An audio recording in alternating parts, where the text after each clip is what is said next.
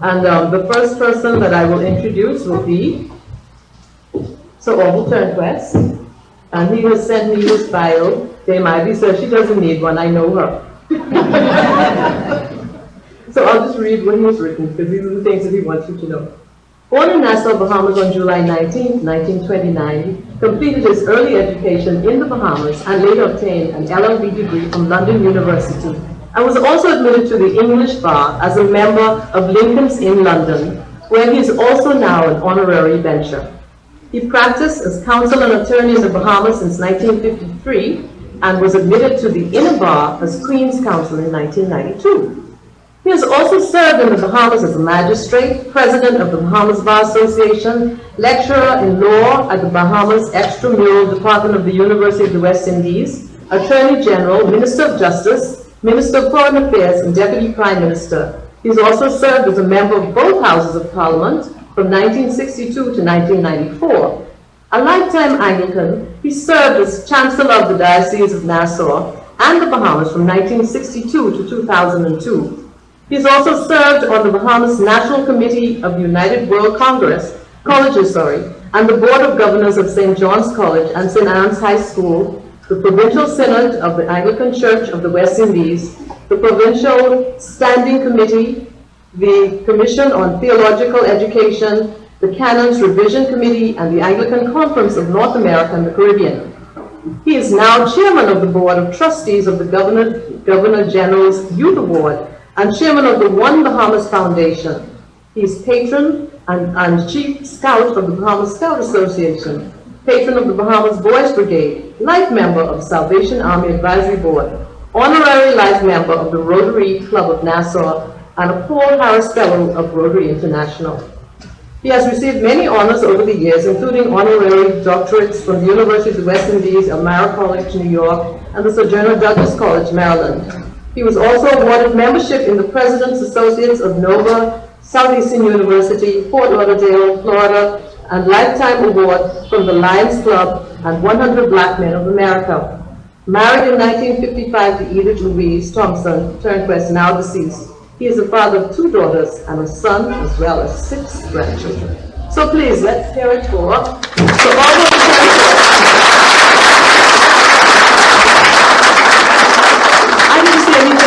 Sir Orville being a trustee at the Bahamas Historical Society, but he is. And we know that this evening at Government House, they're having that Paul Harris Fellow Rotary promotion tonight. That's why Dame Margaret is not here. So let's move on.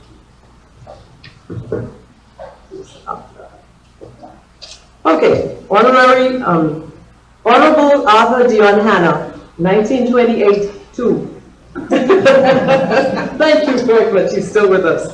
His Excellency Arthur Hanna served as Governor General of the Bahamas from 2006 to 2010 and was the 8th Governor General of the Commonwealth of the Bahamas. He served in the House of Assembly from 1962 through 1992 as a member of the Progressive Liberal Party.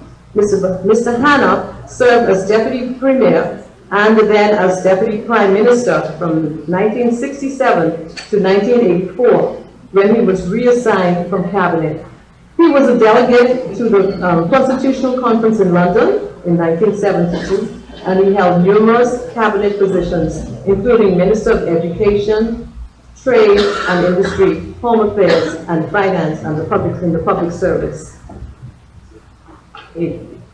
So Arthur Foulkes, please. Round of applause.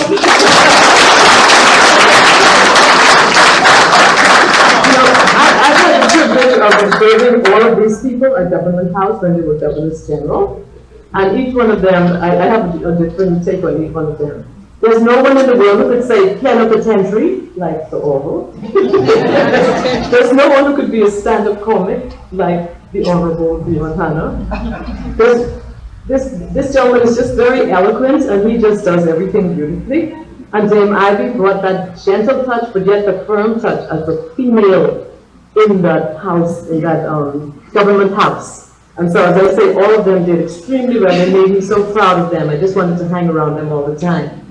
And so we'll do Sir Arthur Foulkes now, and he's 1928 too. We hope many, many more years.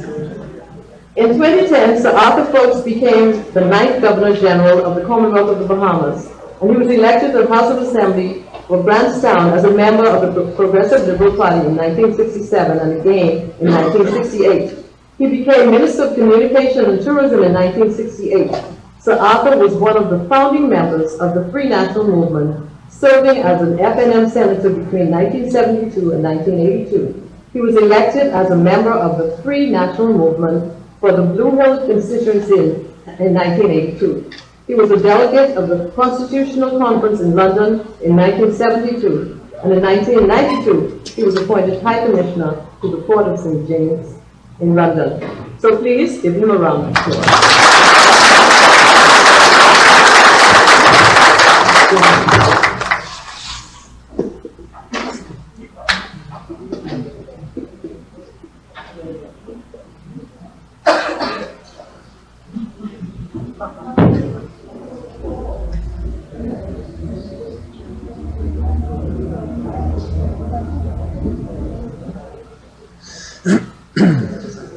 Okay, Dame Ivy, I've known since the time I was 4. I first met her when I went to Sands School as a little girl, and she was very stern then. The children were afraid of her. She was loving but firm, and I certainly have watched her career over the years because I knew her from that time. And I got to know her more intimately when my husband was permanent secretary and she was Minister of Education. And then later on when she became Governor General, and she served in the Senate, and she, as I say, she's an educator. She has just served our country marvelously in so many areas, in so many quarters, and she's done well wherever she went. Her husband was my boyfriend. But she knows it. And so when Dame Ivy was Governor General, they always seemed to sit me near him, and he would have me giggling at the table, which was very good. But we had our little inner jokes, and she would look at us sternly. But I'd also love you to welcome Dame Ivy. She served very well throughout her lifetime. Okay, I see things are filling up, so there are a couple more chairs in the kitchen if someone needs to do that. And so I'll just tell you a little bit about the format for this evening. We will have Sir Arthur Foulkes give an overview of the Governor General's duties and whatever he wants to tell you about their privileges and also the responsibility to the Crown and to the Bahamas. And then he will be followed by Sir Orville, and he will give each one of them will give 10 minutes of their personal lives at Government House, and that person will be followed by the Honorable Hanna. And then Dame Ivy told me she has to go last. What could I say? I said, yes, ma'am. And so they'll go in that order, and you'll stay seated, right? Distinguished colleagues and fellow panelists, Master ceremonies, ladies and gentlemen, may I begin by thanking the Bahamas Historical Society for sponsoring this event, which focuses attention on the office of Governor General. There is a dire need today for greater understanding of our Constitution, our national institutions, our form of government, its traditions and conventions. We sometimes seek to adopt elements into our system from the American system of government without fully appreciating the origins and designs of either system. There is a certain genius to our form of parliamentary democracy, which has passed the test of time and challenges both at home and in other democracies. Ladies and gentlemen, the view from Mount Fitzwilliam, literally speaking, included for me the C.R. Walker School on Blue Hill Road, just south of the mount. It was there as a boy that I attended what was then the Western Senior School, along with others of my generation. It was at that school that I first witnessed some events of which I had little understanding including the riot of 1942, when a Bahamian man on a bicycle was held up against the school fence by a foreign soldier with a bayonet at his throat. A regiment of soldiers, Canadians I believe, was stationed immediately east of West Encina, where the new school is now. They were there presumably to protect the royal inhabitants of Government House, the Duke and Duchess of Windsor. It appeared that the Bahamian did not understand the order to halt by the foreign soldier. From that vantage point, I witnessed some of the rioters coming from the city, walking south on Orville Road, passing the length of the wall of Government House with some of the goods they had looted from the Bay Street stores. We were all aware of the property surrounded by high walls with the British governors of the Bahamas Islands, including a former king, lived and presided over the affairs of the colony. It never occurred to me then that one day someone like me, a colonial subject, born in the Bahamas, would ever occupy the house on Mount Fitzwilliam and preside over an independent Bahamian state. In fact, I have tried to pinpoint exactly when it dawned on me that, having regard to the color of my skin and my station in life, that I would never be welcome as a guest to the big gate at Blue Road or up the steps where Columbus stood. The first time I remember entering that gate was years later as a reporter for the Nassau Daily Tribune. The previous evening, I had covered the presentation of basketball awards on the Prairie grounds, when I had the then governor pose for a picture as he presented a trophy to the winning team. As fate would have it, my flash bulb did not go off. At the event at Government House, the next evening, I had the same camera, one of those big speed graphics you see in old movies, and there was the same governor presiding, and he looked straight at me and said, "Oh, you again." I managed to keep my composure. I wet the tip of the flash bulb with my tongue. I inserted the bulb into the socket of the camera's flash apparatus. I made the focus and aperture adjustments, and then I pressed the button. The bulb went off with a big crackling flash. It was a moment of triumph for me. Some 2 decades later, I was sitting in Marlborough House in London with another British governor of the Bahamas, but along with delegations of Bahamians, including 2 of my distinguished colleagues here present this evening, the Honorable Lady Hanna and Orville Turnquest.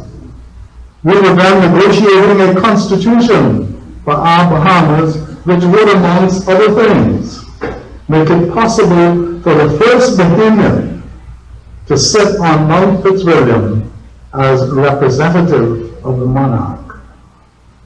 The Venerable Patriarch Samila Butler became the first Bahamian to occupy the office of Governor General of the Commonwealth of the Bahamas. In due course, I became number 8.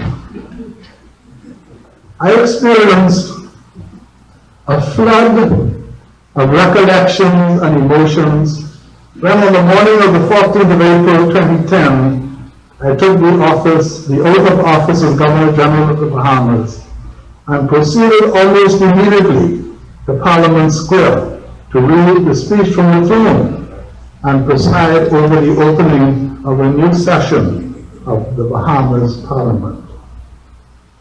This office had, in 1973, ceased to be a bastion of imperial domination and was now a symbol of national unity and pride and the premier institution of our Bahamian parliamentary democracy with its cabinet government and its judicial system. Some of us can become confused sometimes, as I mentioned earlier, by the constant media exposure of the governmental affairs of our American friends, and are tempted to promote the importation of ideas and nomenclature from a political culture which either do not readily fit into our own or which are already well entrenched in our system. I was delighted, for instance, when I heard Mr. Andrew Allen, in a letter to the press, describe the advocacy of term limits in our system as a solution looking for a problem. We also need to be reminded how the principles of checks, because we hear this all the time on the radio, we need checks and balances in our system. We also need to be reminded how the principle of checks on political power is already well entrenched in our system, having evolved since Magna Carta in 1215, and how so-called balances can also result in gridlock. We are all well aware of the ceremonial aspects of the office of Governor General, but as important as they are, the office entails a great deal more than the ceremonial. I said in my demission speech in July that our Constitution is replete with institutions and processes designed to preserve our form of government, to ensure our rights and freedoms, and to protect us from arbitrary rule and its inevitable abuses.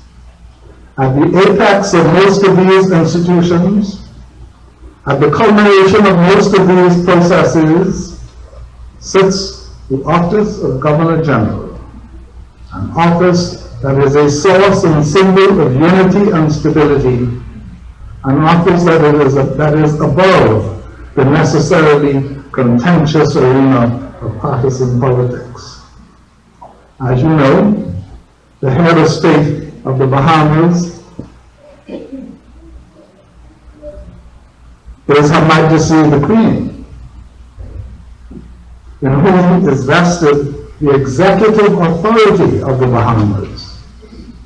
The monarch is actually also a constituent part of the Parliament of the Bahamas. She is represented in the Bahamas by a Governor General whom she appoints to carry out her responsibilities and exercise her privileges. Article 80 of the Constitution provides that the Governor General is kept fully informed concerning the general conduct of the government, and the Governor General therefore receives all cabinet papers and related documents. It is not in the Constitution, but there is a convention that the head of state has the right to advise, to warn, and to encourage the government. One of the most important responsibilities of a Governor General is to see that there is at all times a government in place in the Bahamas. The Constitution of Article 73 prescribes how the Governor General is to proceed when there is occasion for the appointment of a Prime Minister and other ministers. Fortunately for us, the results of elections have made this an uncomplicated task for Governors General. Up to now, elections have resulted in clear-cut majorities for one of the two major parties, and the leader of that party is called upon to be the Prime Minister. The Prime Minister then advises the Governor General on the appointment of other ministers, and so a government is formed. Another important function of the Governor General is the bringing into force of bills passed by Parliament by assenting to them in Her Majesty's name and on Her Majesty's behalf, and signifying such assent by signing them. Provisions for this are set out in Article 63. I'm going to tease you a little bit now. I'm not sure how many people are aware of the provision I will now read. It is Article 63, bracket 4 of the Constitution. And it says this: when a bill is presented to the Governor General for assent, he shall signify that he assents, or that he withholds assent. Unlike the swearing-in of government ministers, bills are usually signed by Governors General in the privacy of the office of the Governor General. Last year, I thought there was an opportunity for instruction as well as celebration when I suggested to Prime Minister Perry Christie that the Governor General should, I believe for the first time, publicly sign into law an important act of Parliament. It was the act to commemorate the achievement of majority rule with a public holiday. The Governor General has a host of other responsibilities and duties related to appointments and other matters referred by various commissions and authorities. Provisions for the exercise of the powers of the Governor General are set out mainly in Article 79, which, among other things, provides that the Governor General may refer back for consideration any recommendation made by the person or authority concerned.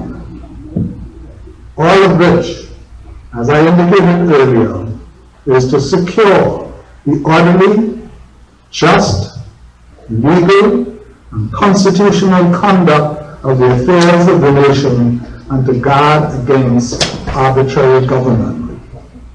The ceremonial rule of the Governor General helps to unite the country.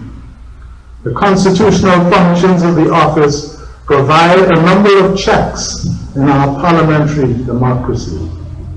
The two roles are essential and have helped to provide stability and decorum in what is often a necessarily rambunctious political process. It is in significant ways the Governor General who is a symbol of unity which we recite in our Pledge of Allegiance. I consider myself most fortunate to have served as Governor General, and I thank you again for inviting me to this forum.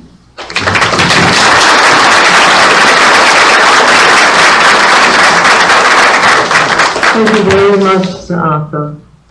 I would just like to recognize one or two people here, and I recognize you all, but Lady Foulkes, welcome. It's good to see you. I'm happy you were able to make it. Lady Darling, I will not forget you. Lady Darling is the one who gave us our exhibit on little crayons. And I've been threatening her for a long time. I said, you need to come into this museum so that I can take your picture next to it. You will not leave here tonight unless I do that. Thank you very much. So please welcome her. And I invited some dignitaries and people from the cabinet, from the Senate, so from the House of Assembly. If any of you are here, please raise your hand and we welcome you and we honor you. We just thank you for gracing us with your presence tonight. I'd also like to single out Dr. Philip Ramming, and I told him wherever I'm presiding, he will be mentioned. Brave, please. So please let's welcome him. He will preside in the Bahamas. We're happy to have him. And so again, I welcome all of you. If I miss anybody, I may see you again when I put on my glasses and sit down. So we'll ask our next speaker to come, and that will be Sir Orville Turnquest. Thank you very much. Let's welcome him.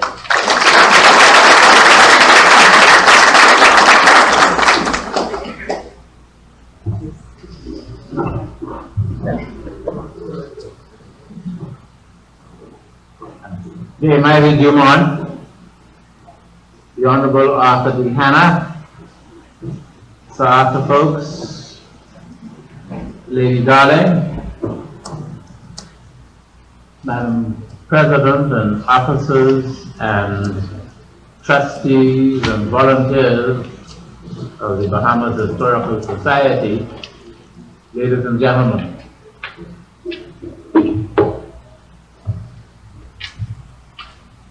On the 3rd January 1995, I was appointed Governor General and thus became the 5th Bahamian Governor General of the Bahamas.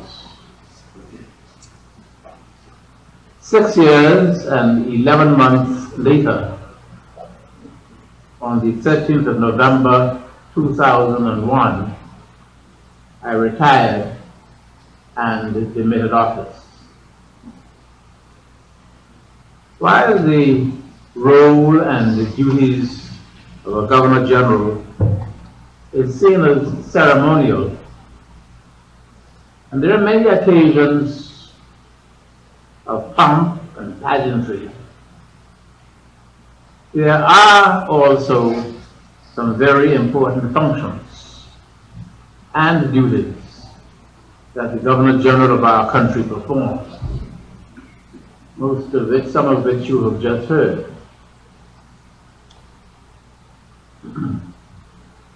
Suffice it to say, no law is officially passed until it has been signed by the Governor General.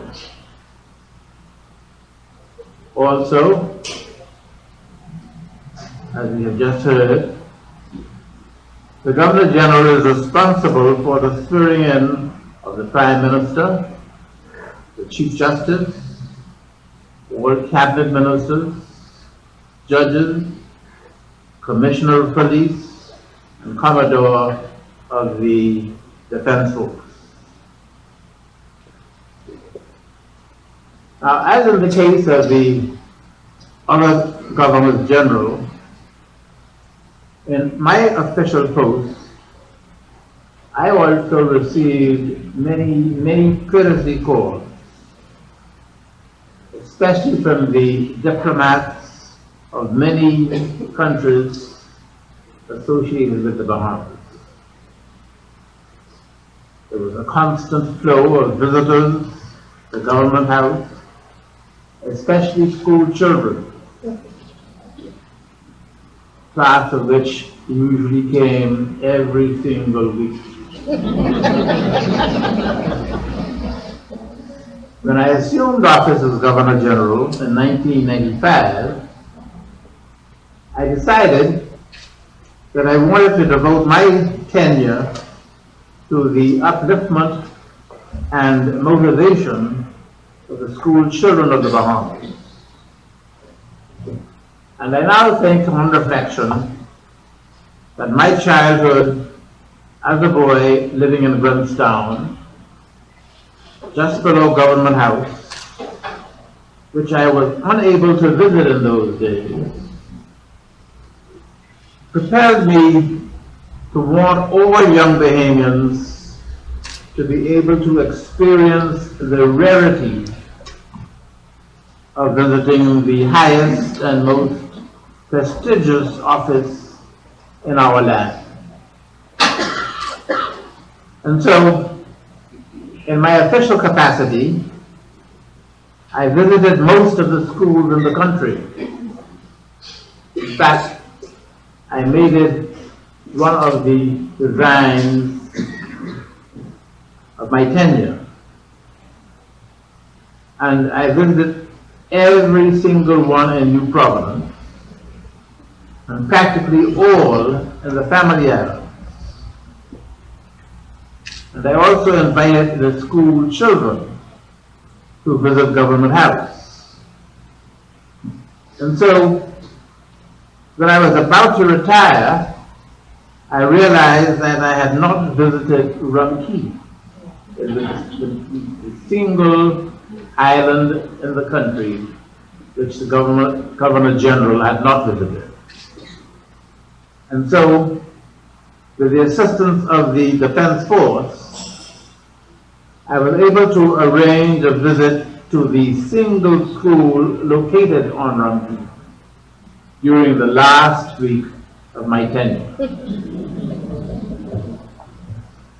It was a great pleasure and a privilege for me, when serving as Governor General, not only to receive diplomats, high officials, and even school children, but also to visit every single family island in the country. And I made an official visit to each, thereby helping to foster a sense of national unity and national identity by the preservation of our institutions and traditions. It has been my honor and privilege and a great pleasure to serve in such a high post in our country. And it is my hope that this little boy from over the hill they call Tiny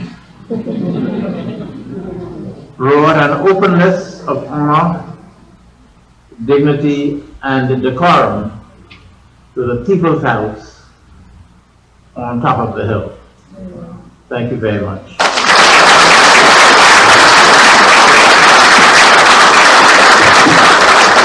Thank you very much, Sir Orville. You're always so great. Thank you very much. Okay, I'd also like to welcome the families of these esteemed people here. So just wave all the families of these people here tonight. Don't be shy. Thank you very much for being here. I'd also like to welcome my husband, the Secretary to the Cabinet. Hi, Wendell. Thank you all for being here. Okay, we'll now have the Honorable Arthur Hanna. As I said, when I went to Government House, he was a stand-up comic. He knew so much history, but he always made it very funny.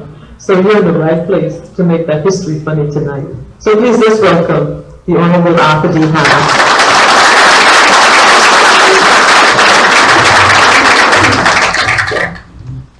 Thank you very much. I even forgot what I was supposed to do. But I thought it said something about what was it now? Anyway, it says something that I didn't want to know how my life was at Government House. Yeah. Is that right? That's right. Now I know. Well, I tell you, the first thing I did was to, when I do an education, is to see exactly what my powers were at Government House. So I looked at the, I looked at the Constitution, and I found that I had certain powers. One of the powers, of course, is to, I can appoint prime ministers, as I think somebody said earlier. What they didn't say, I also have the power to fire. And that is correct. Wow. If I fire prime minister, it's fired. Wow. But of course, that means you must have another election. And that has happened that has happened before. I think the Governor General of, just after the Governor General, I think one of the seven countries.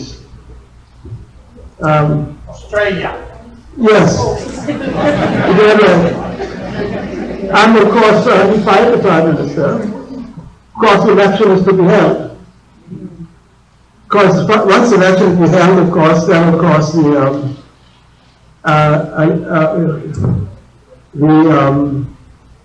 the first thing the Prime Minister did when he got elected was to fire the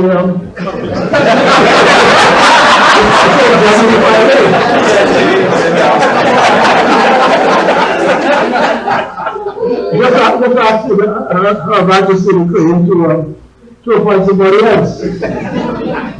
So that is one of the first powers that I thought that I had. And of course, I noticed that no one else said that you can fire the Prime Minister. Wow. But mind you, sometimes too, sometimes it's misunderstood as the functions of a Governor General. A Governor General, in the case of certain people, really certain powers rest with the Governor General.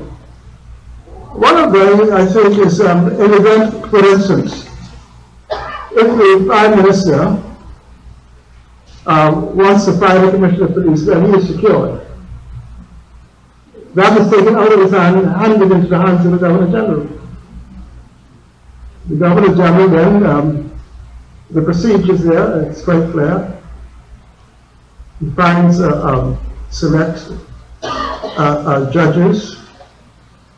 He takes it out of the hands of the Prime Minister completely. He takes to find judges who will, these judges, of course, will determine whether or not there is a case against the Commissioner of Police, for example, or anyone whose position is entrenched.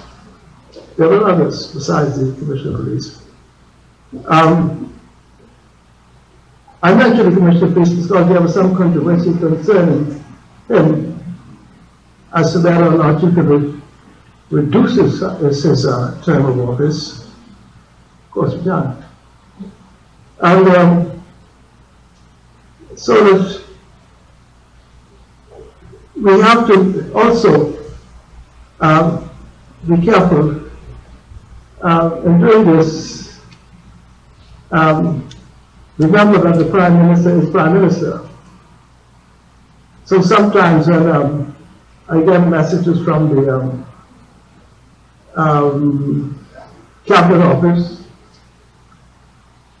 the first thing I do before I get before I look up, so I try to if I wrote something I didn't want to do, I really I have to make sure that I don't put the Prime Minister in any type of difficulties. So the first thing I do is Prime Minister, look at these nonsense, these people in your office trying to visit me.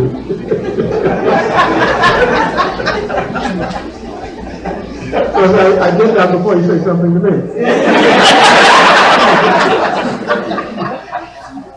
So sometimes I have to do that, you know. That's what the prisoner of your trying to do. I remember one time with some that difficulty with I missed one of the bills, you know. Sometimes you're very busy and give you 20 bills to sign. And I forget to sign some. So so it's my fault, there's nothing else, but I have to do about it. The Queen did no wrong, so the crime is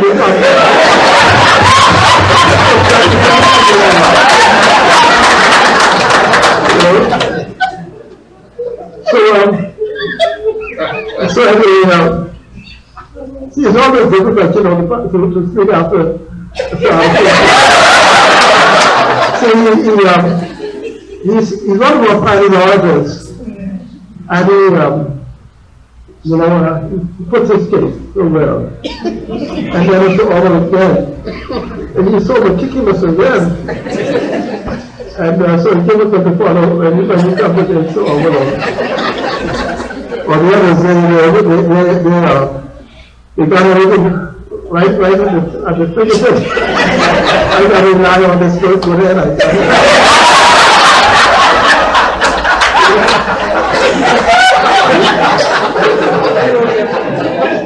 So anyway, so on one occasion, I think, I said this is bills, and then of course,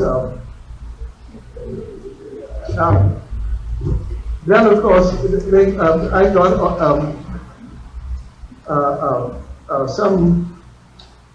I think it's something from the Cabinet Office that says that although I missed the bill, I can backdate it if I want to.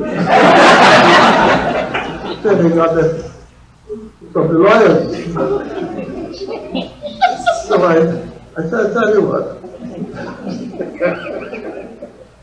if the attorney general tells me I can backdate the bill, I will take that into consideration. I think I was good. So of course, the attorney general, she reminded me that she don't do foolishness.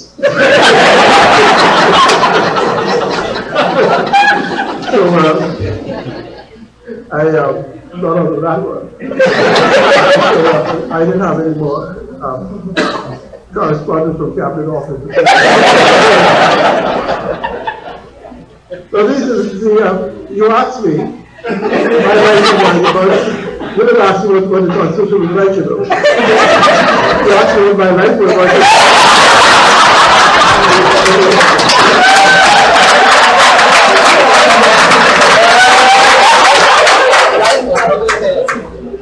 Now, as I said, that we had some very, very educational discussions, and it's well tabulated by Sir Orville, so other folks here.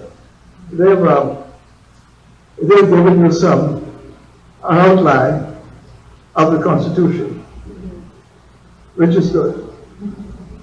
Of course, our folks, and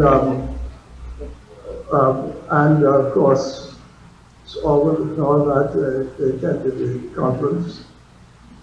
And one of the things that was good is that when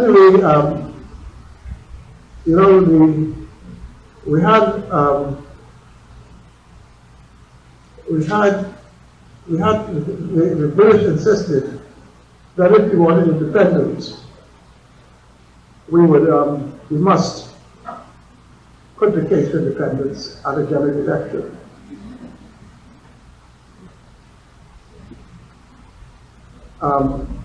After the election was called, and after it is clear now that we needed independence, the leader of the opposition at that time says that now the Bahamian people have spoken, that his job and the job of the opposition now is to move expeditiously to independence. And for that purpose, we had full cooperation from the opposition. In fact, we acted as one. We acted generally. So I think,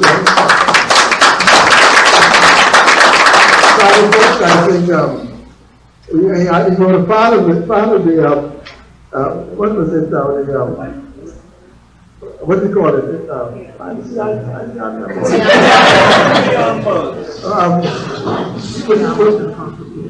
You did a sort of there was a preamble. That's right. You wrote a preamble, part of the preamble. Of course, it's very because you see, some of these preachers believe that we created a Christian constitution, but that is absolute nonsense. We never intended to create a Christian country.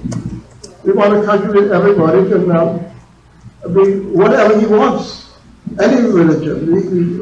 That is reflected in the fundamental rights. But I think that the preamble was sometimes mistaken. And it says that the preamble states that many of us, this country, we were certified because of the Christian values that we pursue. And that we as a Christian, the majority of our people are Christians.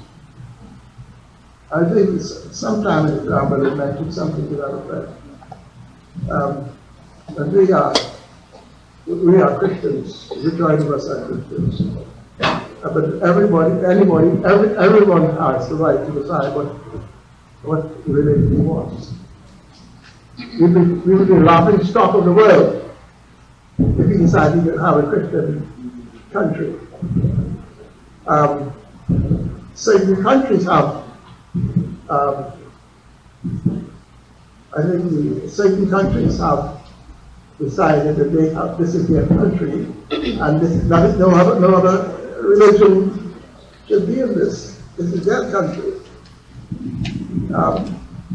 So that's one of the things that we wanted to make sure this preamble was well written.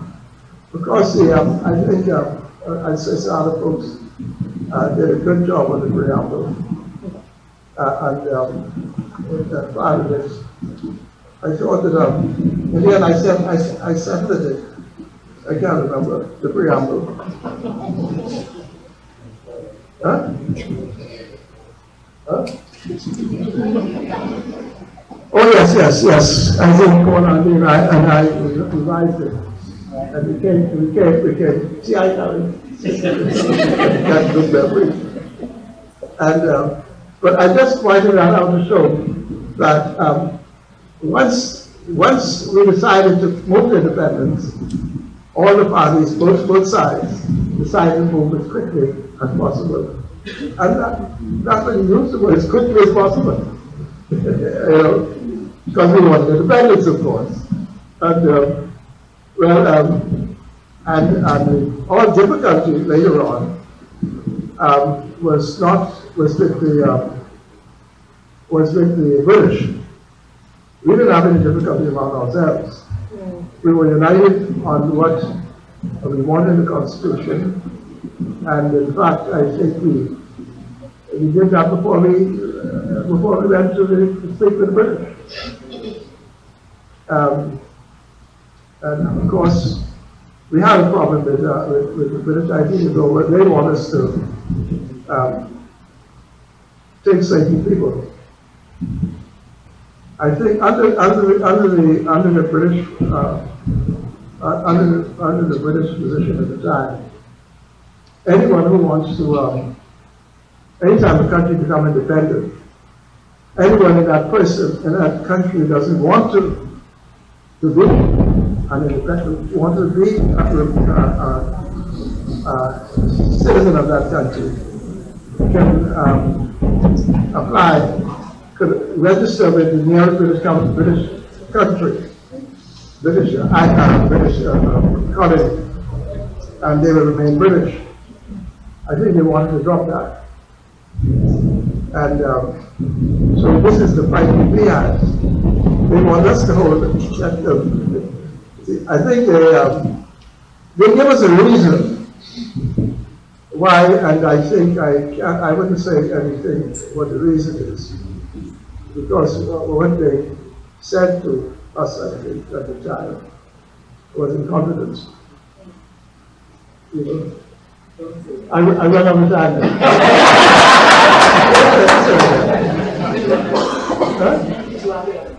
Huh?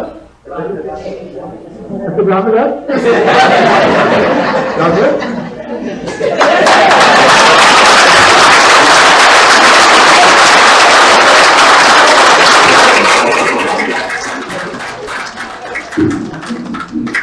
I'm just elated to be in the presence of 3 of the signatories on our Constitution. Yeah.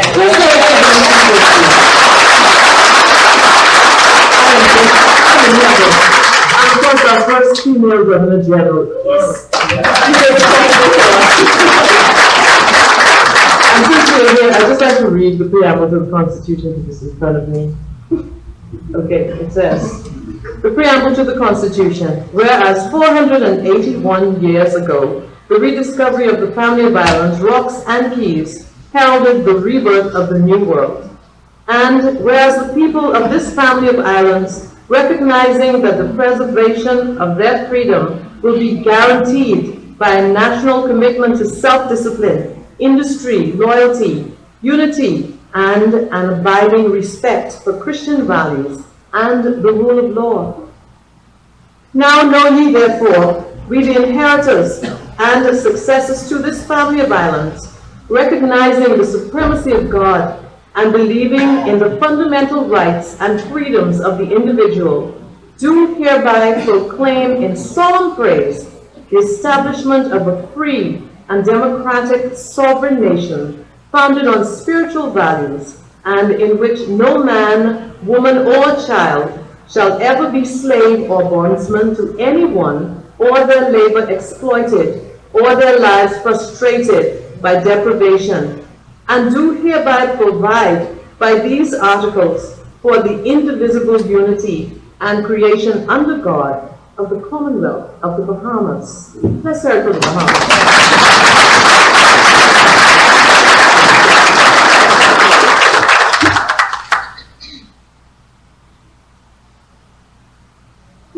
Okay, so now, okay. So we'll have Dame Ivy now, and after that, we'll have questions and answers for a little while. So you can, begin to formulate your questions, and as you see them here, remember what they said. If you have anything to ask them, this is the time. So please, let's invite Dame Ivy Dumont to give her thoughts. Thank you very much, Madam President. I'm glad you acknowledged that you were stealing my husband behind my back.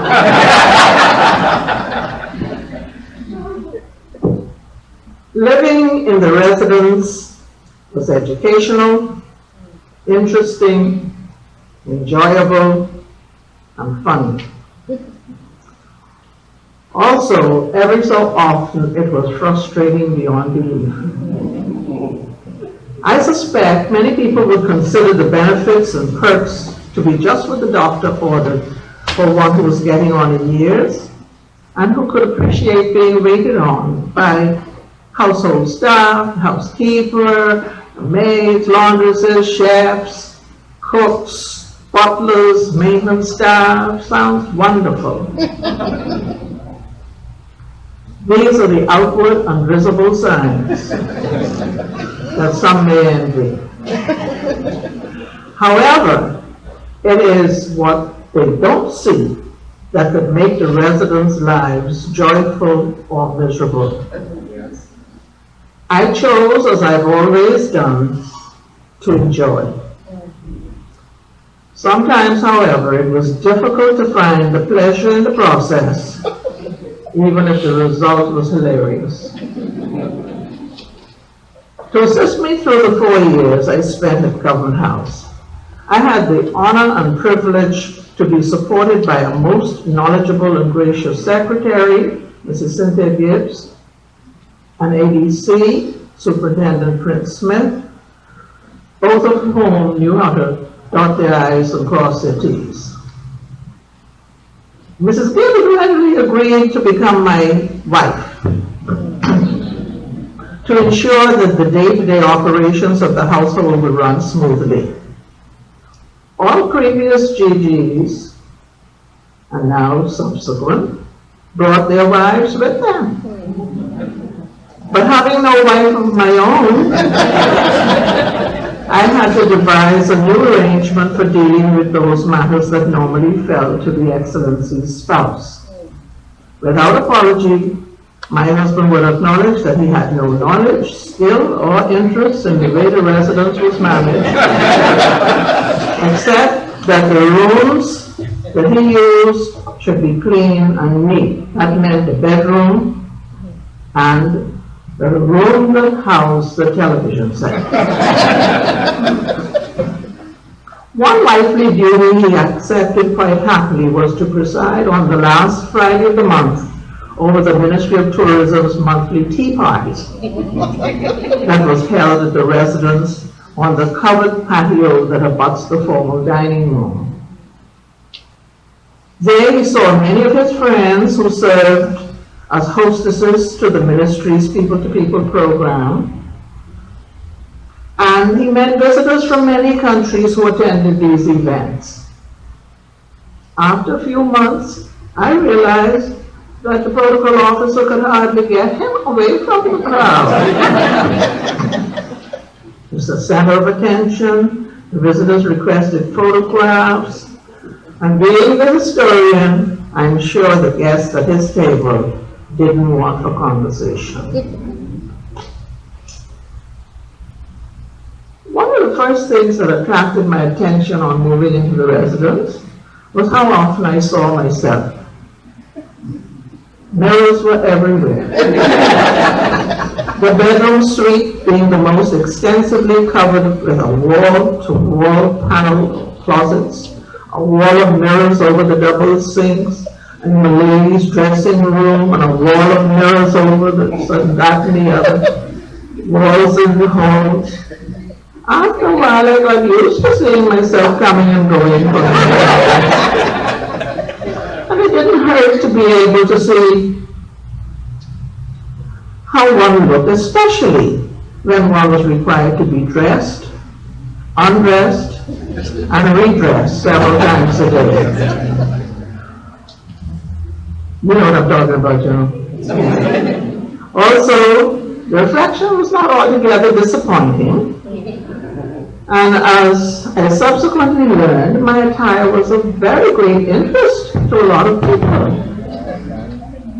Now, the absence of the hat was the first time somebody approached me about how I turned out. I didn't know that I was supposed to wear a hat when I went to receive a new diplomat. The story unfolded after I received letters of credence from the first ambassador to present his credentials. I was invited to explain why I had not worn a hat for the ceremony. I thought about it briefly. I found the answer was quite simple. No previous Governor General had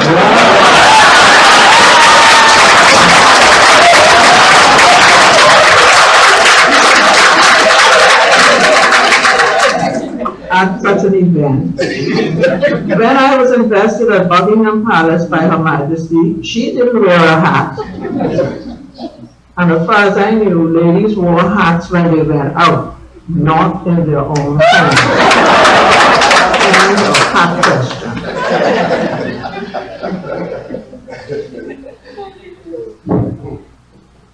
Once I'd sworn the oath of office and the oath of allegiance, I became a virtual ward of the state. Limited freedom of movement. The restrictions imposed by the office chafed at my personality, and I never grew accustomed fully to it. Even while I appreciate the arrangements on my behalf, and the assigned officers were gentle and generous and respectful, I thought I should have a few minutes for me sometime. So one summer afternoon, early in my administration, I decided to sit by an unused fountain in the front yard to read. I rested my book down. It was a gorgeous day, and the huge poinciana was in bloom, and the butterflies were flitting about, and then suddenly I heard, "Are you all right?" I almost jumped out of my skin. There was one of the carpenters, checking to be sure that nobody had caused me to go down there by myself. Can you imagine? He almost frightened the life out of me. Another time, I was down by the turtle pond. I understand Sir Clifford Darling introduced that to the residents. And I sat at the edge with my feet on the ground side, praise the Lord. When this person stood over me, said, "Excellency, could I talk to you?" Well, what was I supposed to say? Yes. I almost fell in the pond. But I then learned something, not to venture in certain parts of the property unless I told the security where I was going to be. Now, so Orville mentioned the courtesy calls, the children. I entertained many schools, visitors from abroad. Many of them wanted to know about, again, Government House, about the country if they were visiting us. And so we had many fun times in the ballroom. But I also had some problems because there were participants in the life of the house that I did not particularly enjoy. There were denizens of the garbage containers, and many of whom lived in the lower gardens among the vegetable beds, presumably climbed up the stairs to the back of the residence. Their boldness was unbelievable. I recall when we arranged once to have exterminators, asking Corporal Greg Taylor to ensure that all human beings were out of the house before we left. And he looked at me, "Excellency, not only have the staff gone already, but the others have gone too. They're probably down at the back wall by now."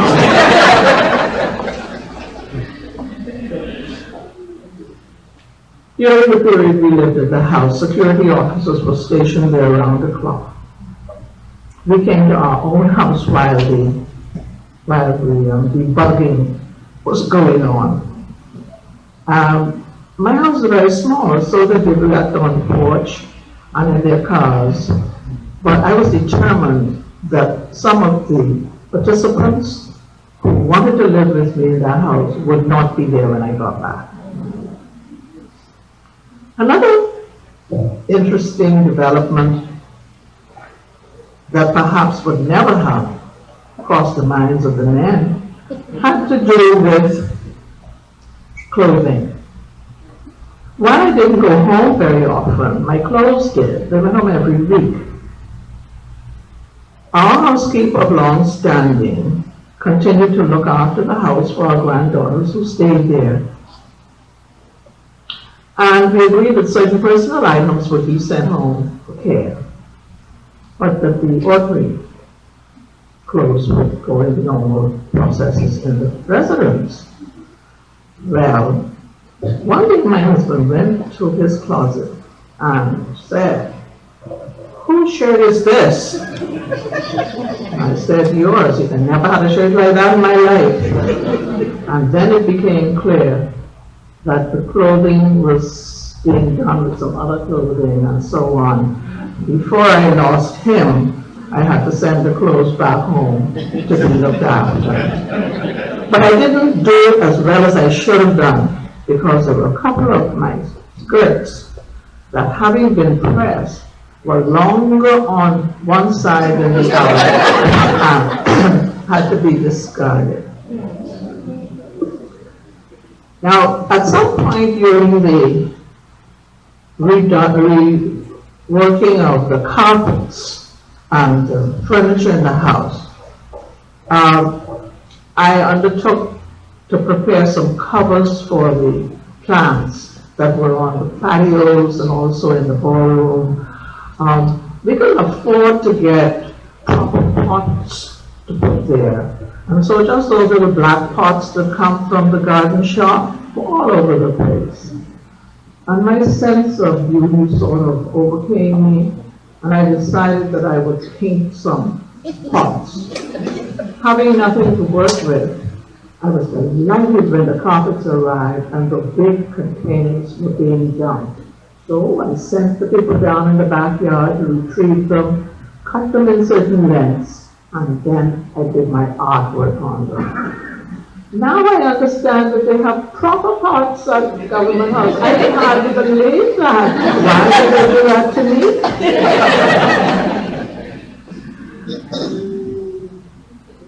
The Ministry of Works has responsibility for the maintenance of Government House.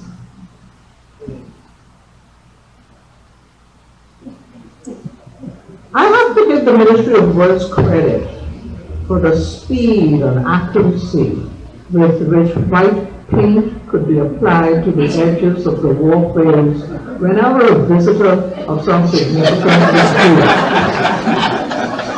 For example, once it was known that the former United States Secretary of State Colin Powell and Mrs. Powell would pay an official call at the residence, the whitewashers went to work and they ensured that the very experienced outriders of the Royal Bahamas Police Force and the military chauffeurs of the Embassy of the United States of America would have no doubt where the street ended and the sidewalk. It amused me that so much energy could be expended on such matters when there were so many worthwhile projects crying out for attention. Those were the days I would remark to anyone and to no one, if you don't laugh, you'll cry. After much discussion with knowledgeable persons, architects, engineers, interior decorators, landscape designers, as well as the representatives of the Bahamas Historical Society and various garden clubs, it was proposed very formally that a government house foundation be established to ensure the preservation and maintenance of the residence and its ancillary buildings and grounds. We thought the foundation might be established by an act of parliament to ensure that it operated in perpetuity. Alas, the proposal was on the table when Sir Arthur Foulkes arrived, because he spoke to me about it. I'm not sure whether it's still there, whether it's been shelved, or whether it ever was looked at. However, there's always another alternative. And so in desperation, I turned to Plan X. Now in Plan X, one sets out to accomplish one's objectives by a variety of means, other than through the formal route, and with the assistance of a collection of unofficial helpers. As this plan, due to its ad hoc nature, cannot be prepared in advance for official approval, it is carried out as and when resources become available. In our case, some of the supplies were donated. It gave us much pleasure that the complete renovation of the rear patio, including a new roof, was a gift. Now, during the renovations of other parts of the house, these were approved by the appropriate authority, Mr. Major. We were kindly allowed to use the kitchen facilities of Zion Baptist Church, Eastern Shirley Street, so that our normal activities were not interrupted. Meanwhile, with the patient cooperation of the approved interior decorator, we plodded on with the upgrading of the public areas of the residence.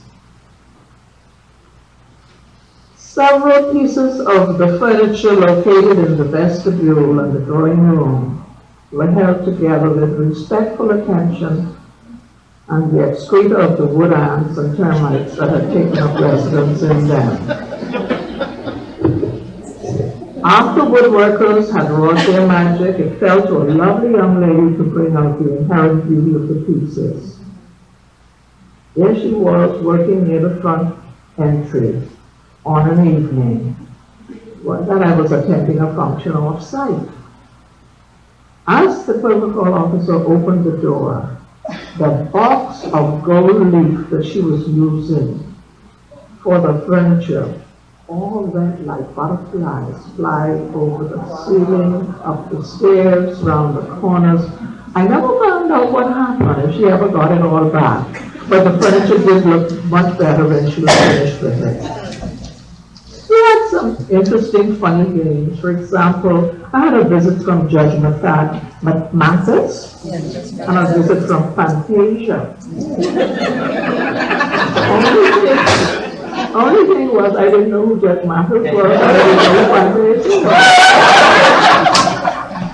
It was, you know, after the visit, we usually posed photographs, and it was only when the time came to have the photographer come to work that all the staff were waiting. Could they please have a picture? Could they please have a picture? So afterwards, I had to ask Mrs. Gibbs, well, who is this person? And then I learned that I should watch television. Now, one of the best things about living at the residence was having access to the gardens. And by gardens, I don't mean beautiful bushes and shrubs.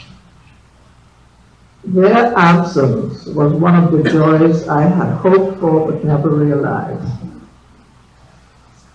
By physical planning and custom, the appellations of residence, upper gardens, and lower gardens have come to common usage.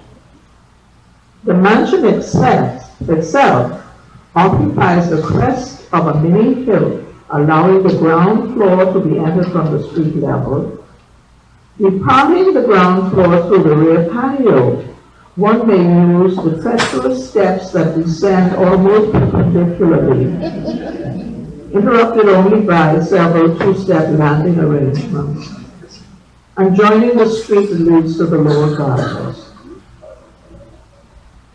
The men don't do too badly going down the stairs, but ladies have a hard time.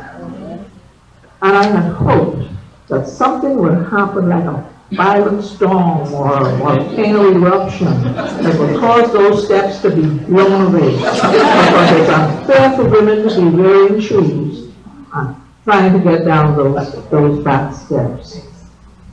But it's the lower gardens that I most appreciated. Once through the Iron Gate, there are lots of roadways there. And on mornings at 5:30, 6 o'clock, we got down there for our walk. It was wonderful. Got a couple more minutes? Now, there's a car that I very much believe would still be there, called the Daimler. I was told that the Daimler caused Sir Orville some embarrassment. That when he was going to the funeral of the former Prime Minister, and the Daimler stopped working halfway down the street. And so I couldn't quite understand why it was that the Daimler couldn't be fixed, or at least removed from the property. So in my usual fashion, I set out to get appropriate papers to have Her Majesty's Daimler transferred either to be repaired or stored. All the papers were approved. The appropriate authorities were notified to come and get the vehicle. But, like the people say in the public service, governors may come and governors may go, but the Daimler stays on forever.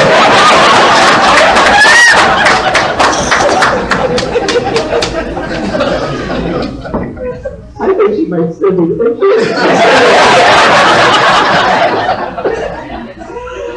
The story is that this car would have to be shipped to England to be repaired. But I think it could very easily be put on display somewhere, just to show that we did own such a vehicle at some point. Not that it will ever be repaired for use again. Now, there are a couple of things that are not funny.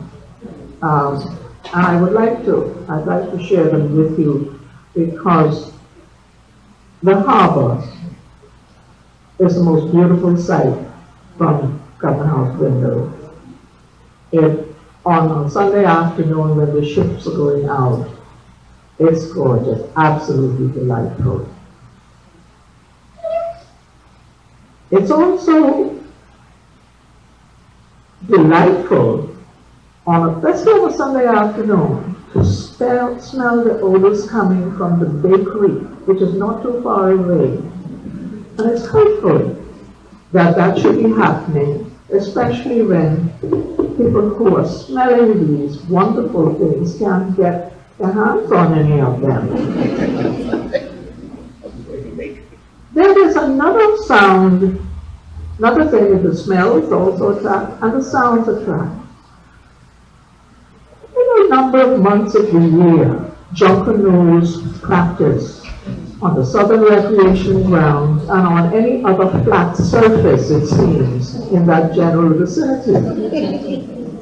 They couldn't care whether they finish at 1, 2, whatever o'clock. And I submit that Government House is the noisiest place to live in the country.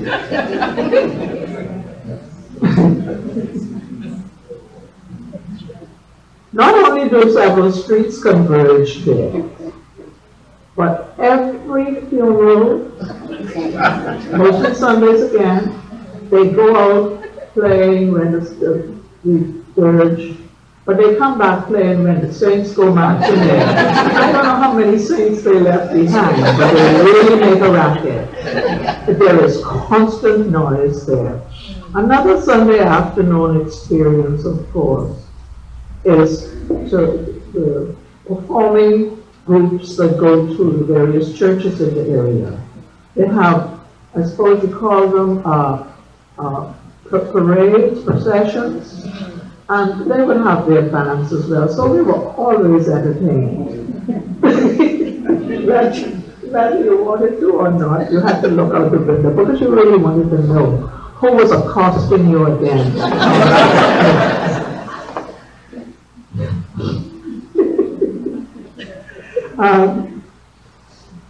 But I want just one more, please, and that is, I want to talk to you about timeliness. And excellencies, you may nod or whatever. Without doubt, the misuse and abuse of time proved to be my Waterloo. Regardless of the care of our preparations, it seemed that the elves of delay, misunderstanding, crises, and downright rudeness found ways and means to sabotage punctuality, whether in-house or off-site. Among the experiences that tried my patience were the delays imposed when a senior representative required to be present at a function did not arrive before or at the appointed hour. When we were dressed and waiting to leave for a function and were told to wait until we received further notice, or when documents promised at a certain time or day failed to appear. Now, my husband was a military person. So his precision was even more than mine as regards time. And after he put on his suit and tied his tie, nobody crushed his clothes, including me. So when he had to sit and wait for a half hour, 3/4 of an hour, because somebody didn't arrive, I guess I paid the price for being the Governor General. But there are still people, well, at least up to the time I left, there are people who feel that they can decide to have a function of Government House beginning at 7 o'clock and then arrive at 7:30 expecting us to be waiting for them. I said no. So if it's a permanent secretary or even a couple of ministers on occasion, I said, thank you very much, say that I will no longer wait, and I go to my bed. After that happened a few times, I think the word got around, and it did improve. But I can't imagine why, if you make plans weeks and weeks, sometimes months in advance, people can't be dressed and get here, they have to go, unless they got trouble like after disaster. You see, we all saw the traffic and so on. That's excusable. But not to just come late, walk in, and preen from the back door to the front of the room. Whether to show their clothes or their shape, I don't know. But to do that, it's just infuriating. And I don't think anybody ought to have to put up with that and come again also if you not. I came to the point where I refused to do it. And so I think the word got out. Now the other one that is irritating, or that was irritating, is the holy room. What is that? Now the holy room, I used to call it sheep pen, because I come from Long Island. Heard it there upon one's arrival, together with a few others who wore watches and knew the meaning of time. We were often offered a cold drink, presumably to show that you go to the bathroom before you go up front, and allowed to wait for the ones who decide that they're going to be late. Every time I went out to a holy room, I felt diminished. Almost to the status of a primary school child, hoping the teacher would soon call you to stand in the line. Oftentimes I could hardly wait to return to the safety of our suite in the residence, from which we would have been absent for more time than was convenient and necessary. And going out on evenings was tiresome. Receiving groups in the ballroom gave me some modicum of control.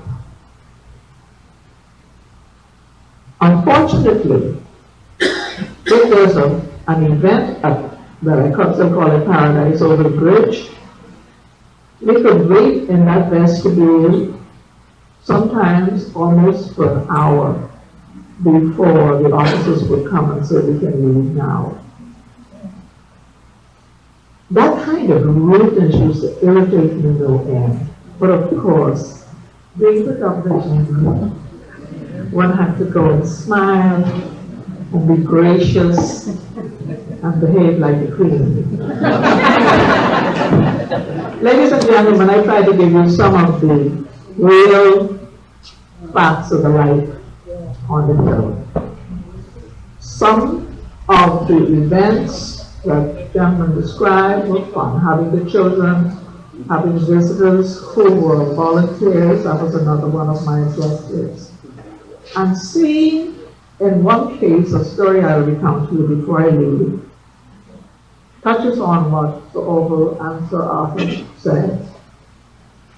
We entertained a group of men, these are men in their 40s and maybe in their 50s. And normally I would try to start a conversation and be sure that everybody participates. But this particular gentleman was sitting there and he was almost shaking. He was so emotional. He needed to say something, and I realized it. So I said, sir, what is it you need to tell me? And this big man was actually crying while he explained how he went to the same school as the Walk is now. And he used to watch the back gate, which was a solid gate, so he couldn't see through it. He couldn't see over the wall. He could see these tall trees in the backyard.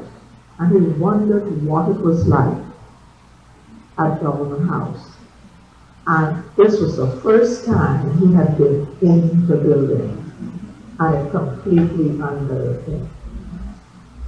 And that day I realized that if I didn't sleep or eat, I would have to have those people in because it meant so much to them.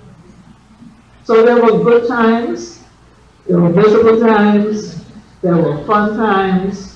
There were times when I felt like putting my hands on my head and saying I'm going home. But on the whole, Being the Governor General is interesting.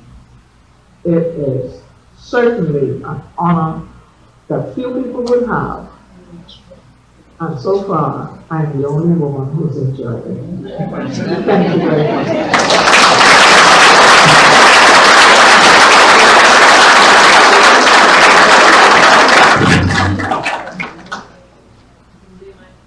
They might be never stops being an educator, you can see that.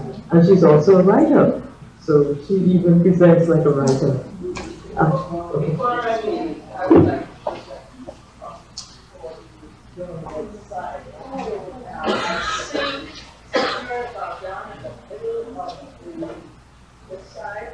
Can you turn on the mic, please? Oh, sorry. Mr. and Mrs. Nicholas, where are they? Patty and Nico are responsible for producing this.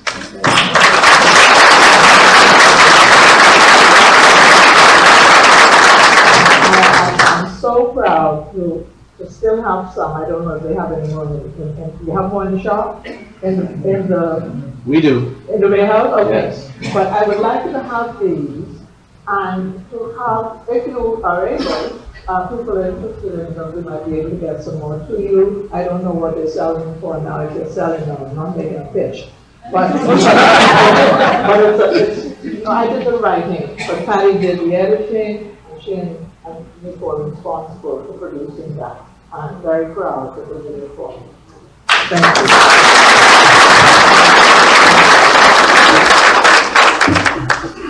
We graciously accept these and we will put them to good use in our library. We have a very good resource, and one day I'd like to see this place become a place where people can come and do a lot of research, because we have some great books and people are always sending us more.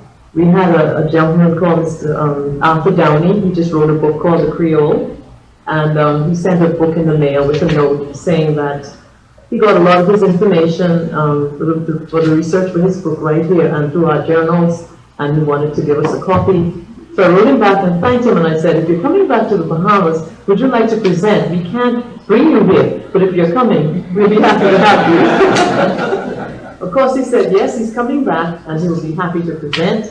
So he's given us his book, and I said, well, bring some books to sign, and perhaps you'll get some sold. Dame Ivy, we have sold your book in here. I think we may have one copy left, or they may all be gone. But these will go into our resources as the resource papers. So thank you very much. Now, ladies and gentlemen, we're going to have the question and answer period, because I know you have some questions for these people. And I'd like to say to you that I feel like I'm just in the presence of greatness. These people are the modern makers of our Bahamian laws and society. And please give them a round of applause.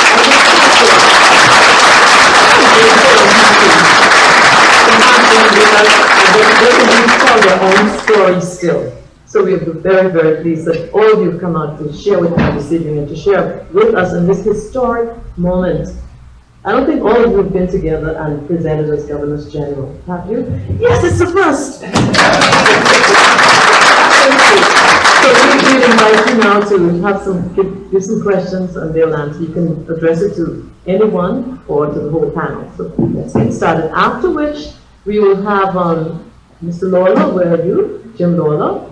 Okay, he's going to give the vote of thanks, and then we have a little repast for you. Some people said, okay, we have to have some light snacks because we've had you here from like 6:30, something even before that. But we also need to take some pictures with the Governors General and with the Bahamas Historical Society people, so please indulge us in that. So questions, please.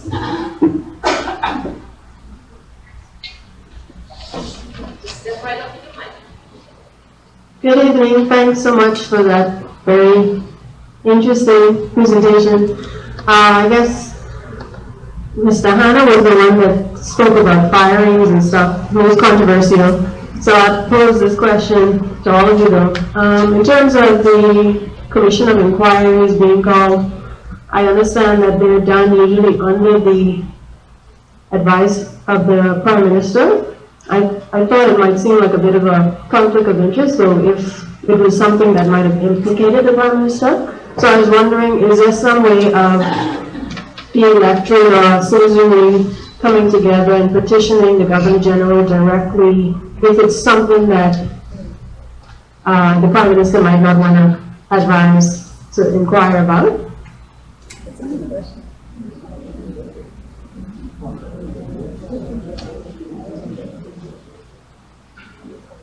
She's not sure of the question. Could you, what's the actual question? When I looked up the protocol for a commission of inquiry being called, and I noticed somewhere where it said it could be done by the Governor General, but it would be under the advisement of the Prime Minister.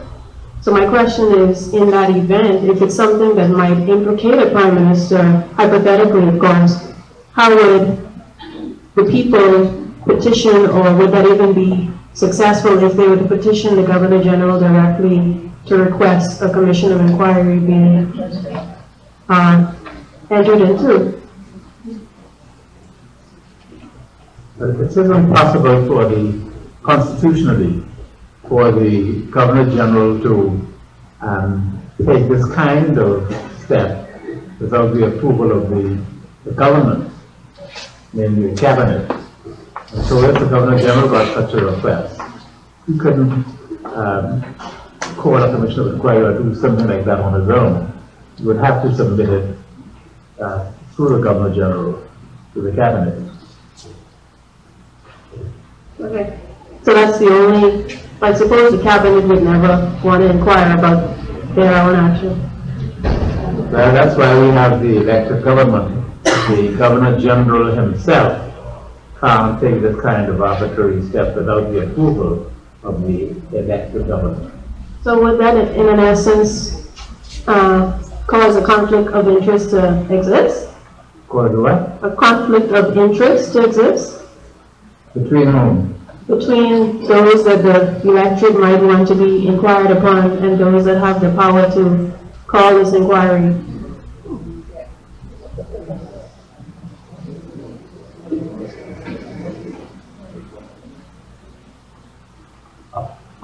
I think you're talking about the persons who the Prime Minister would advise the government to appoint on the commission, and the Prime Minister may appoint someone who might be biased. Even before the appointment stage, like what would it actually, like for previous commissions of inquiries, what did it take, what extent did it go to? Was foreign involvement, outside influence necessary before a commission of inquiry would be called? No, but you know,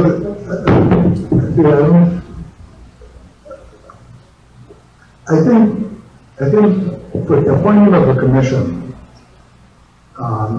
as in other matters where the governor acts on the advice of the Prime Minister, as with a royal commission or commission of inquiry, the governor does have the power of persuasion. And I mentioned in my presentation that if somebody makes a recommendation to the governor, the governor can say, well, listen, are you sure this is the right person that you want? Do you think this is the proper person?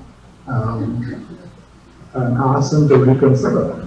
So the government will have that kind of influence with a Prime Minister who may be tempted to appoint somebody, biased to a commission dealing with matters that might implicate them. Does that cover what you're saying? Well, that's a part of it, I guess. Thanks. Any questions? Question? There's some other questions. Just come close to the mic. Just you try to roll the mic a bit as well, so we can go quickly. Yeah. Good evening. I too would like to thank each and every one of you for coming and doing this for us. I do have a question that's actually directed to anyone. Of all the diplomats and heads of state that you met when you were in office, who stood out the most for you? Who did you most enjoy? In my case, it was probably the then President of South Africa.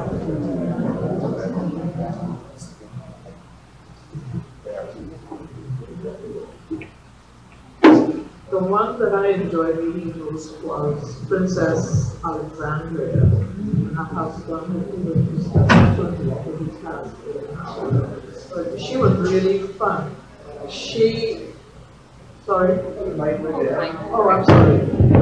Did you hear the first part? Yeah. Princess Alexandria. Her, we had just come out of the dining room, and she looked up at one of the paintings on just at the stairs, and she said, "Oh, that's my great-grandfather." And so she was on her way to the airport, but she stopped, and she said, "Oh, what a wonderful story, that he was known to have quite a few parables." And the Queen was well aware of them. However, he died, and they all had to come to the funeral. And each one of them had to curtsy to her.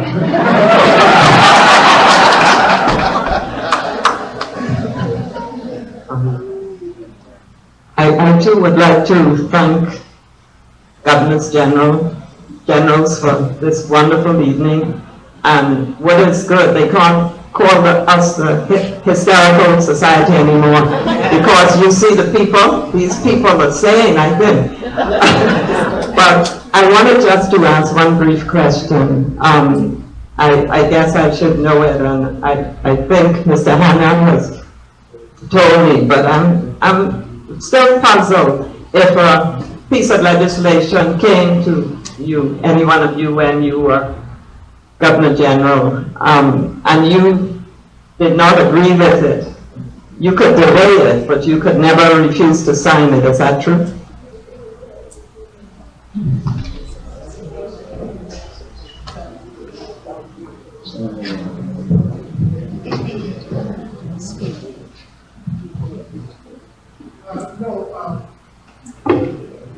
You are bound if legislation is brought before you.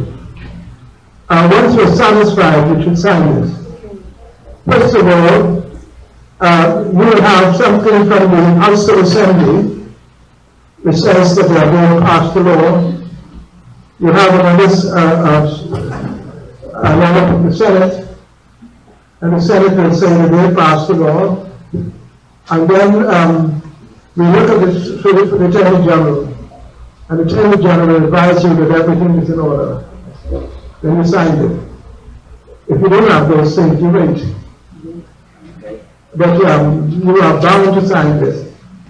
You have no choice. Good evening. One comment on that. This is on the assumption that it's perfect. If there is something in it that is obviously incorrect in its typographical presentation, or it makes no sense. Once you've read through it and it doesn't make sense to you, you do have authority to question what exactly does it mean. I mean, I wouldn't sign something that wasn't sensible, regardless of what the stickers on it said. They would have to go back and redo those stickers.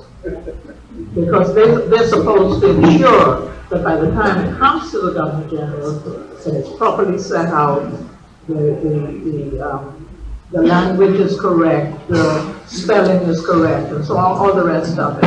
So, but you can't change the law as passed by the House of Senate. Thank you. I just wanted to say, remember the quote I quoted from 63-4? I think that provision is there in the event, it will probably never happen, that a government or parliament would be so foolish as to pass legislation which is clearly unconstitutional. And then a government would refuse to sign such a bill. All right, thank you. What I said earlier,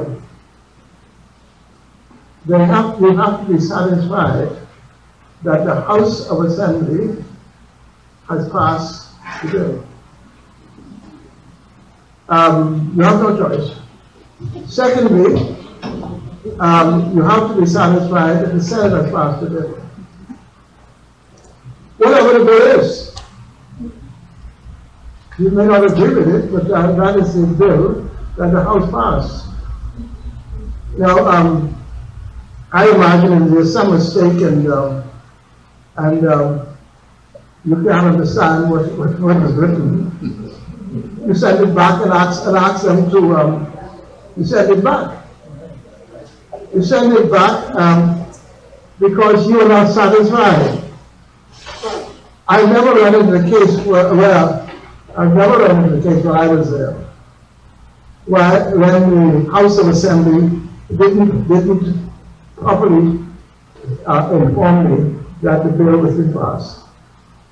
I've never been there when the Senate has not properly informed me that the bill has been passed. And I've never been there when the Attorney General has not advised me that everything is in order. And I've never done that. So I don't want you to go around believing that during my time, maybe by any of the House of Assembly, the Senate, or anyone else, or the Attorney General.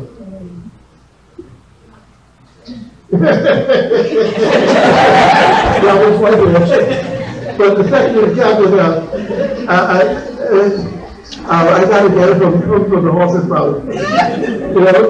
But I don't think you've ever run into that. But if, on the hand, that there is nonsense, you send it back for strict consideration. You know, that's all it is. So I tell sometimes, we don't want to confuse it sometimes with some house matters. I mean, for instance, if the Prime Minister wanted me to do something that should be done, I send it back to him to have him have another look. You can throw the matter back. I do that several times. I think one time, I think what was happening. They wanted to do something in connection with, I think it was something that I thought we wanted to be done. And they wanted to sell something that I thought ought not to be sold. I referred it back to the Prime Minister, says, you remember that so-and-so was the case. I referred it back to for consideration. He said, then he sent me that message back. I read it. Carry on. I will do what I tell you to do. Okay, thank you. Good evening, and thank you for the privilege of being in the presence of such greatness.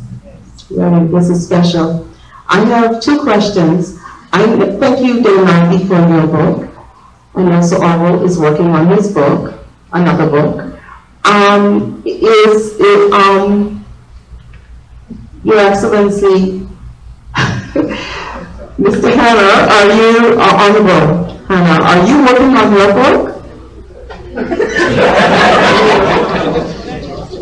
You know, strange enough, I don't think we're interested in our history. I've listened to so many historians who come up and usually and tell you what the system of the Bahamas is like, and I am satisfied that we are not interested in the history of our country. Well, the tone of the room is that we're trying to avoid it. Well, we want your book. No, we're trying to avoid it, and I'm not going to get involved. I think this generation, a new generation, will do it properly. This generation can't do it. They're just twisting everything. They're not telling you. They're ashamed of the history. You know, once some time ago, when I think it was one of the one of the schools, or the school that I couldn't go to. And they were having the anniversary, but they were only telling us the last few years. So I spoke to them. I told them, you know, I said, look here. You have a good history. Why hide it? The best response is to hide the history. I said, why hide it? I said, you got a great history. Then he said, I think you're right. But we would love the distance to which you've come. We would love you to tell the us. history. We want all of your story, even the bad parts. We would love it. The other question is, so folks, we would like you gave us wonderful information in terms of the overview, but just a few sentences from your personal perspective in terms of being on Mount Fitzwilliam. I think like so, but I think my greatest joy was talking with the young people in the Bahamas. And I'll tell you a little story. I prided myself on having traveled extensively in the Bahamas. I started to travel the Bahamas when I was a baby, because I was not quite a year old when my father was transferred as a government medical doctor from Nicaragua to Andrea. That was my first trip. I knew nothing about that. And I've been traveling the Bahamas ever since, as a journalist, and then as a politician, and then as Governor General. But you know, I've been to every single settlement in the Bahamas now. But when I went to the government house, that was not the case. And as fate would have it, there was a young lady in a school group, and she asked me the question, if I had ever been to her settlement. Have you ever been to Red Bay's Andres? And I have to confess that was the only settlement in the Bahamas that I had not been to. I've been to Andres many, many times, but for some reason never got to Red Bay. And that young lady's name was Berenice Knowles. And right there and then, I accepted her invitation to go to Red Bay's. And so now, because of her, I can boast that I've been to every settlement in the Bahamas. Okay, two more questions. I was about to say that. Two more questions, ladies and gentlemen. Thank you. Good evening. It's a true pleasure, and I'm so glad I came out because I love you all, and thank you to the society. But I'd really like to honor the young lady who stood up. She gives me hope for this country, and I don't think her question was answered, and it's a key one. I think that we need to debate. What if you have a situation that is clearly untenable, involving the people who have to call the commissions of inquiry?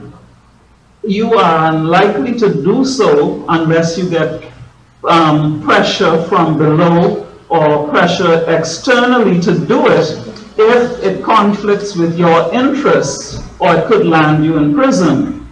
Because we need to know this. If you have a renegade leader who's really doing something that is unconstitutional, are there any kinds of provisions in our Constitution? Who has the power to deal with that matter? Because I would hate to see our great neighbor intervene as they did in Grenada when things went awry there. So this is the question I think she was answering. What do we do constitutionally?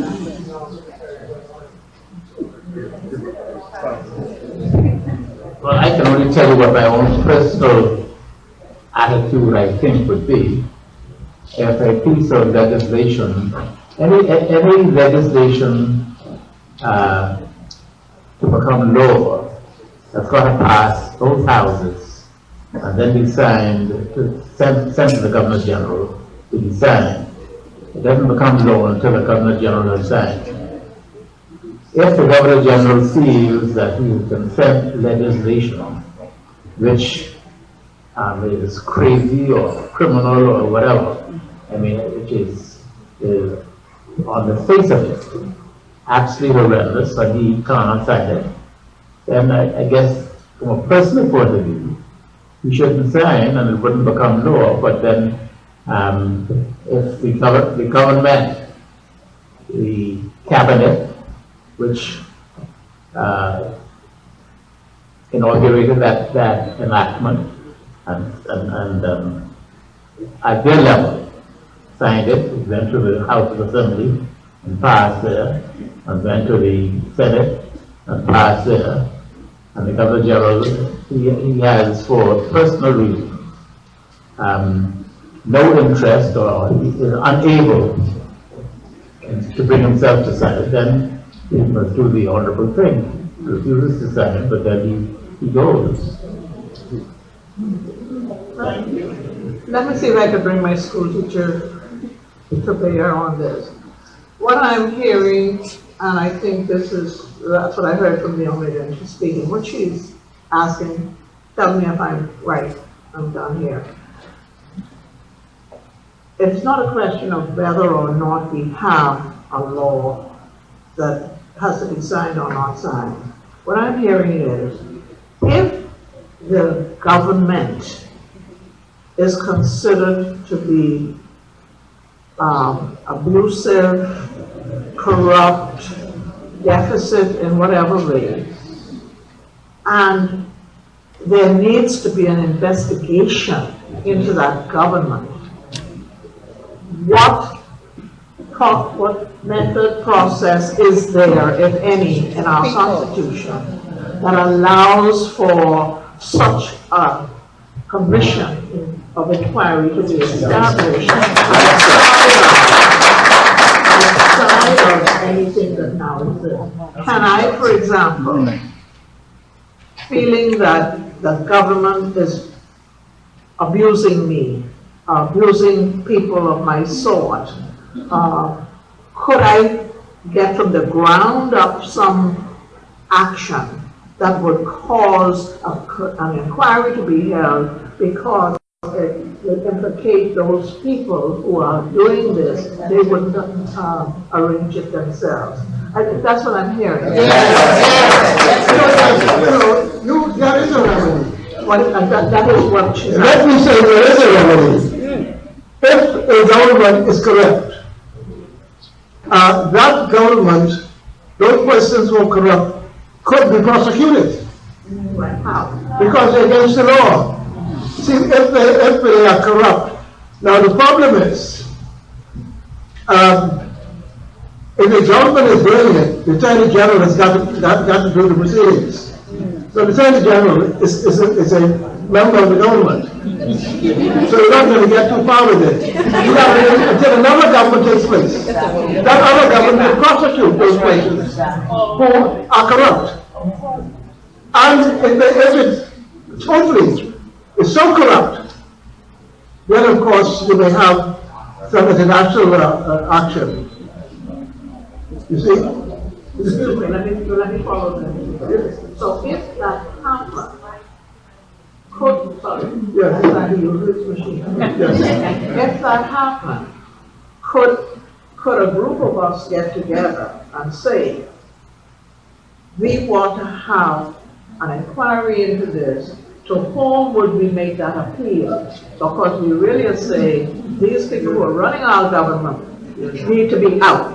Is it that the Governor General would have to dismiss the Prime Minister and have an election called? What is the remedy? I think that's really... You have no remedy. You don't have. While the government is in power, your difficulty is that it's the government that has got to do it. You see, we can't do anything. You can complain. If it is so corrupt, then I suppose that maybe the opposition, I don't think an individual can do it. If the opposition is so corrupt, I imagine that the United Nations, or I forget what part of it is done now. We have a judge out there now who is dealing with matters like that. I forget what it. Yes, he can be. He is now. You can do things like that. They can take it out of your hand and ask you to surrender that person. Now the difficulty is the government has to surrender that person. So it's not all that simple. You may find that you may run, but you may not hide. If that could be something I could say. While you have a government, the government has got to take proceedings. If the United Nations want to get some money, the government has to release it. See, the government has to release it, and the government refuses to release it. It lays there. Now they can then ask for wherever he is found to be arrested. You can do that. Now, I don't know if an individual getting together will make noise. I don't think an individual as such would have such power. You make so much noise that that other people may take notice. But it seems to me that you're not going to have any action, any inquiry, unless the government wants it. If the government wants an inquiry, you're having while the government is in power. Sometimes I think we had an inquiry once, and because the government wanted it, and the government forced the inquiry, and the inquiry went ahead, and it proceeded, and the decision was made. You see, it came up with the decision was made in an independent inquiry, but just because the government has agreed to that, you have the difficulty that if it is so corrupt, then the national community will deal with it. The national community has that power, but it has to be overwhelming. Thank you. Good night, sir. It has to be overwhelming somebody to take it independent. To ask the final question for the night, I just wanted to find out, as a sitting Governor General, when the government changes, are you expected to resign, or how is that transition when you, what is the expectation from an incoming government when you are appointed by another administration? No, there's no expectation. Sorry, the Governor General, that's up to the Prime Minister. See, the Prime Minister could advise. Let me say, we get this thing mixed up sometimes with the British Commonwealth. The original British Commonwealth was Canada, Australia, New Zealand, the Union of South Africa, and Irish states. That was the British Commonwealth. We have now a Commonwealth of Nations. We call it the Commonwealth because the Russians also have one called the Commonwealth of Nations. So we call it just the Commonwealth. But we are the Commonwealth of Nations. We benefit because Britain is only a member of the Commonwealth. What is further confusing is that the Queen is head of the Commonwealth. Well, they made that clear that she is head of the Commonwealth, but that does not endow to the British Crown. In other words, she's not there because she is Queen of England. She's there in her own capacity. They can move her if they want to. You see, so Britain is a member of the Commonwealth.